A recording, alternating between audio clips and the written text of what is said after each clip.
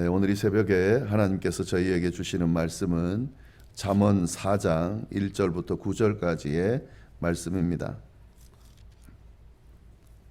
잠언 4장 1절부터 9절까지의 말씀 우리 한 목소리로 함께 봉독하겠습니다.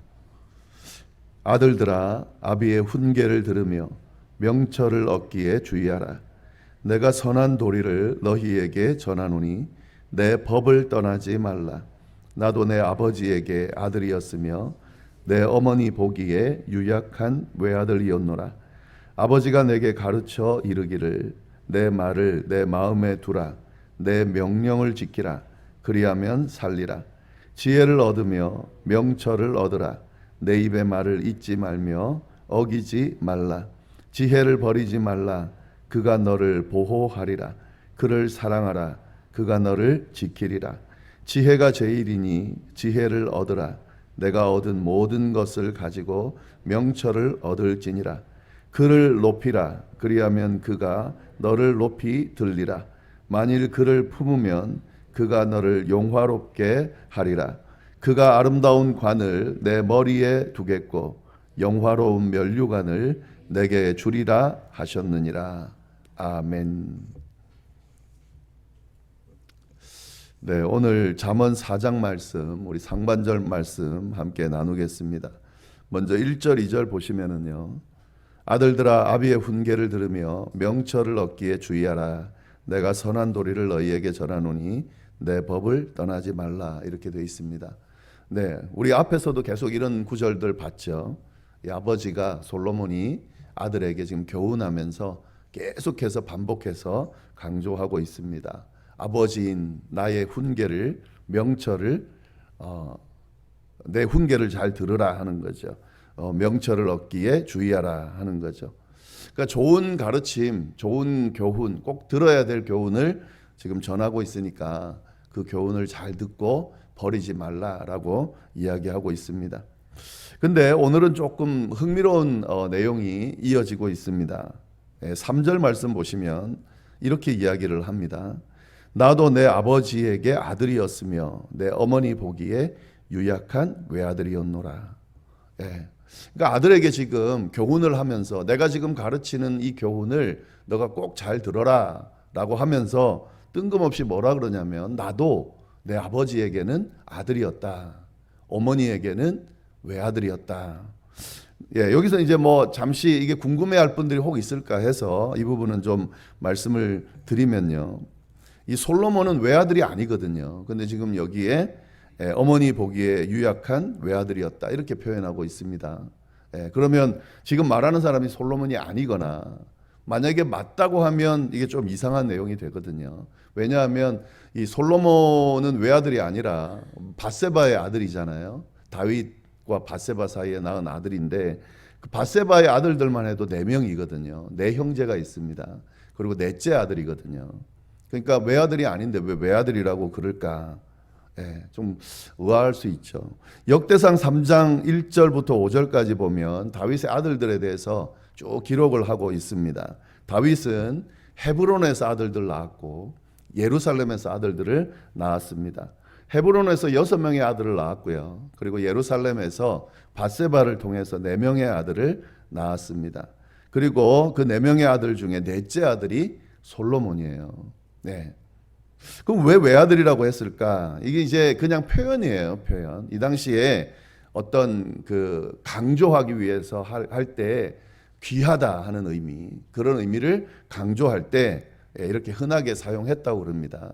그러니까 지금 어머니 보기에 유약한 외아들이었다라고 하는 말은 어머니가 보기에 너무너무 사랑한, 솔로몬이 좀 유약했나 봐요. 특별한 그런 아들이었다. 그런 이제 표현입니다. 어찌됐든 지금 아버지에게 아들이었고 어머니에게도 귀한 아들이었다. 나도 그런 사람이었다라고 그렇게 지금 이야기를 하면서 뭐라고 이야기하냐면 4절 말씀이 이렇게 이야기합니다. 아버지가 내게 가르쳐 이르기를 내 말을 내 마음에 두라. 내 명령을 지키라. 그리하면 살리라. 이렇게 지금 이야기를 하고 있습니다. 그러면서 5절 말씀 뭐라고 그러냐면요. 지혜를 얻으며 명철을 얻어라. 내 입의 말을 잊지 말며 어기지 말아라. 지금 이 솔로몬이 자기 아들에게 가르치는 내용을 다시 이야기하는 거예요. 예, 솔로몬이 뭐라고 그럽니까? 아들한테 내가 가르치는 교훈을, 명철을, 지혜를 잘 새기라, 중요하다라고 가르치는데, 그 이야기를 어떻게 지금 표현하냐면, 나도 내 아버지의 아들이었는데 내 아버지가 내게 가르쳐 주기를 그렇게 가르쳐 줬다는 거죠. 예, 아버지가 내게 아들아, 내 지혜를, 내 명철을 의지해라, 이렇게 가르쳐 줬다라고 이야기하고 있습니다. 그럼 뭐가 되는 거죠? 지금 아들에게 가르쳐 주는 이 가르침은 누구로부터 왔다는 거예요? 아버지로부터 왔다는 거예요. 어머니로부터 왔다는 거예요. 지금 이걸 강조하고 있는 겁니다. 예. 내가 지금 가르치고 있는 이 가르침, 너가 명심해야 될 이 교훈은 내 아버지, 그건 너에게는 할아버지 할머니겠죠. 너의 할아버지 할머니에게로부터 왔다. 예, 이렇게 지금 이야기하면서 전해주고 있는 거죠. 뭐 우리가 다 아는 내용입니다. 이 지혜라고 하는 것은 우리가 뭐 지식을 배우기도 하지만 기본적으로 어디로부터 우리가 배웁니까? 부모로부터 배우죠. 부모로부터 지혜가 주어집니다. 그래서 우리가 이 자녀들을 보면 그 부모가 어떻게 살았는지, 어떤 모습인지를 알 수 있다 그러잖아요. 왜냐하면 부모를 그대로 배우기 때문에 그렇습니다. 이 자녀의 모습을 보면서 사실 부모님들이 안타까워하는 것은 저 모습이 나를 통해 배우지 않았을까, 나 때문이 아닐까, 이렇게 생각하면서 늘 미안한 마음을 가지고 있는 경우가 많죠. 예, 그건 뭐 당연한 겁니다. 왜냐하면 이 부모로부터 다 배우기 때문에 그렇습니다. 예, 물론 뭐 부모가 아닌 다른 걸 통해서 배우면서 잘못된 길로 가기도 하지만 기본적으로는 어릴 때 부모로부터 다 배운 그 모습으로 드러내게 되는 거죠. 예, 근데 이건 하나님의 지혜도 마찬가지입니다. 하나님의 지혜도 누구로부터 배우냐면 직접 받기도 하지만 대부분은요 부모로부터 배우죠. 예, 하나님의 지혜가 유산으로 주어진다는 사실을 우리가 좀 잘 기억할 필요가 있습니다. 우리가 믿음의 가문을 되게 중요하게 생각하잖아요. 그 왜 그러냐면 이 믿음의 가문이라는 의미 안에는 하나님이 주신 하나님의 지혜, 하나님의 능력, 예, 이것이 부모로부터 자녀들에게, 또 자녀로부터 그 자녀들에게 이어지는 그런 특성이 있기 때문에 그렇습니다.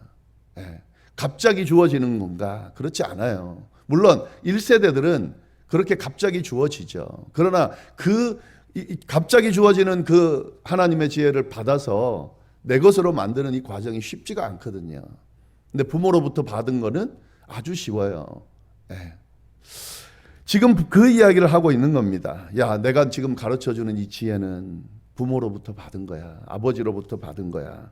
신앙의 유산이 그만큼 중요해. 이렇게 지금 가르쳐주고 있는 거죠. 제가 이 말씀을 보면서 야, 저도 부모님으로부터 믿음의 유산을 받은 거구나라고 생각하니까 참 감사하고, 그러면서 이제 우리 자녀들에게도 또 이 믿음의 유산을 전해줘야 되는구나, 이것이 내게 책임이 있구나 하는 또 그런 마음을 가지다 보니까 좀 이렇게 무거운 마음, 경건한 마음, 또 긴장하는 마음이 생기게 됐습니다. 제가 갖고 있는 이걸 그대로 이어받을 텐데 나는 우리 자녀들에게 전해줄 만한 건강한 하나님의 지혜, 하나님의 명철이, 믿음의 유산이 있는가, 굉장히 다시 한번 저를 돌아보게 됐습니다. 왜냐하면 고스란히 제가 갖고 있는 그 믿음의 유산을 아이들이 받게 될 테고, 또 그 유산을 받아서 우리 자녀들에게 또 후손들에게 또 이어주게 될 텐데 제대로 된 건가 하는 그런 생각을 하게 됐습니다. 마찬가지죠. 여러분의 믿음의 유산도 또 신앙의 지금 모습들도 자녀들 보기에 부끄럽지 않은 그대로 물려줘도 자녀들이 받아서 건강하게 그 믿음의 유산을 가지고 살아갈 수 있는 모습을 갖고 있는가 한번 진지하게 돌아볼 필요가 있고요.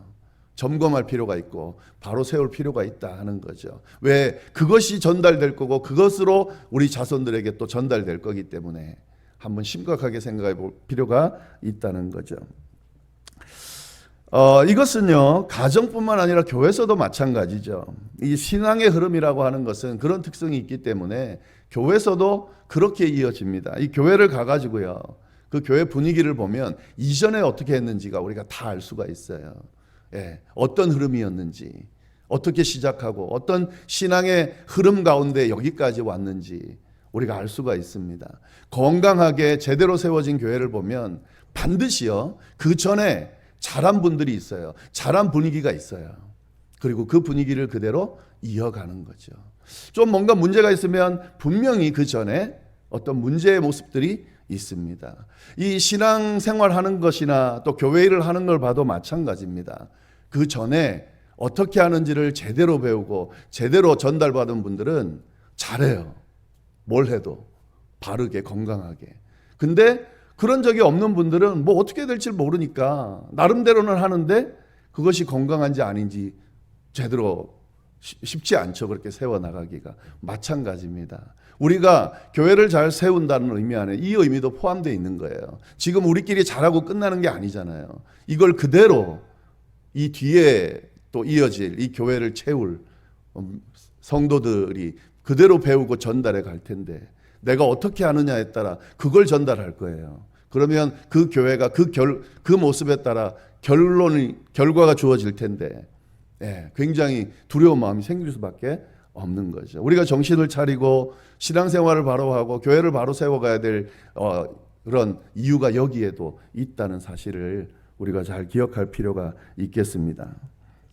네, 이렇게 이야기하면서 이 아버지에게 뭘 배웠는지, 이 다윗에게 뭘 배웠는지를 쭉 이야기하고 있는데요. 뭐 결국에 마찬가지입니다. 지혜가 얼마나 중요한지, 그게 얼마나 가치가 있는지를 가르쳐 주고 있습니다. 5절부터 9절까지 쭉 내용을 보면 그 내용이 있죠. 5절에 그 내용이 나오죠. 지혜를 얻으며 명철을 얻어라. 내 입의 말을 잊지 말며 어기지 말아라. 7절 말씀도 같은 말입니다. 지혜가 제일이다. 지혜를 얻어라. 내가 얻은 모든 것을 가지고 명철을 얻어라. 우리가 어제 그제 앞에 있는 본문 가지고 한 내용이 똑같은 내용이죠. 이게 아버지 다윗도 똑같이 강조했던 내용이다 하는 거죠. 근데 우리가 오늘 본문을 보면서 약간 흥미로운 부분이 있습니다. 네. 이 5절 말씀에 보면 지혜를 얻으라, 명철을 얻으라 이렇게 돼 있잖아요. 지금 이 그 한글 성경만 가지고는 지금 나타나지 않는데 이 그 원문에 나오는 의미를 들여다보면 얻는다는 표현이 어느 것과 연결이 되냐면요.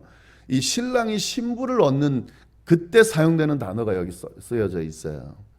그러니까 지혜를 얻고 명철을 얻는다고 할 때 신랑이 신부를 얻는 것처럼 얻으라 하는 그런 의미가 있는 겁니다. 이 당시에는 신랑이 신부를 얻기 위해 대가를 치러야 됐거든요. 뭐 가족들에게, 부모들에게 신부를 데려오는 그런 일종의 대가를 치르고 왔습니다. 그리고 신부에게도 그 대가를 치르고 데리고 왔어요. 지금 그런 의미로 이야기를 하고 있는 겁니다. 지혜를 얻으며 명철을 얻어라. 그냥 의인화 시켜 놓은 거죠. 대가를 치르고 신부를 데려오는 것과 같은 마음으로, 모습으로 지혜를 얻으라 라고 표현하고 있는 거죠.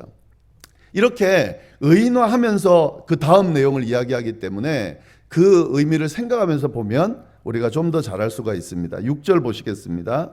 지혜를 버리지 말아라. 이 신부를 버리지 말라는 말과 똑같은 의미예요. 신부를 버리면 안 되듯이 지혜를 버리지 말아라. 그리고 그를 사랑하라. 지혜를 사랑하라는 건데 신부를 사랑하듯이 사랑하라 하는 거죠. 8절에 보면은 그를 높이라. 신부를 높이듯이 지혜를 높이라라는 거고요. 그리고 그를 품으라. 신부를 품듯이 그를 품으라. 이렇게 지금 표현되고 있습니다. 그만큼 지혜를 신부 다루듯이 다루라 하는 그런 의미가 있는 거죠.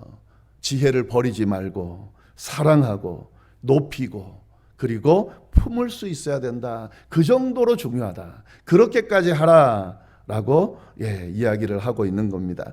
자, 그러면 어떻게 되는가? 뭐뭐 해라. 그리하면 뭐뭐 할 것이다라는 구조로 돼 있죠. 다시 한번 보겠습니다. 지혜를 버리지 않으면 그가 너를 보호할 것이다 하는 거죠. 지혜를 사랑하면 그가 너를 지킬 거라는 거죠. 8절 말씀, 그 지혜를 높이면 지혜가 너를 높이 들리라는 거죠. 지혜를 품으면 그가 너를 영화롭게 할 것이라는 거죠. 어느 정도 영화롭게 하냐면 9절, 그가 아름다운 관을 내 머리에 두겠고 영화로운 면류관을 내게 줄 것이다. 지혜를 사랑하면, 지혜를 신부 다루듯이 다루면, 그러면 그 지혜가 너를 보호하고 지키고 높이 들고 너를 영화롭게 할 테니 이 지혜를 소중하고 가치 있게 여기고 지혜가 제일이라 여기고 그 지혜를 모든 것을 희생하고서라도 얻으라. 그렇게 강조하고 있습니다. 그리고 이것은 내 아버지가 내게 가르쳐 준 것이니 내가 그대로 해봤더니 진짜 그렇더라. 너도 그랬으면 좋겠다. 그리고 이 안에는 어떤 의미가 담겨 있습니까? 너도 그렇게 살아서 이 지혜가 주는 축복이 얼마나 큰지를 경험하고 너도 너 자녀들에게 이것을 전해주라고 하는 의미도 이 안에 담겨져 있습니다. 오늘 말씀 이제 좀 잘 다시 한번 묵상하시면서 내게 뭘 하나님께서 지금 원하시는지 좀 다시 한번 추스르고 세우는 시간이 되기를 바랍니다. 기도하겠습니다. 하나님 아버지, 참으로 감사합니다. 또 귀한 말씀으로 또 이렇게 저희들에게 귀한 교훈, 가르침을 허락하시니 감사합니다. 지혜가 얼마나 소중한지 다시 한번 강조해 주셔서 감사합니다. 하나님을 경외하는 것이 곧 지식의 근본이라 그랬습니다.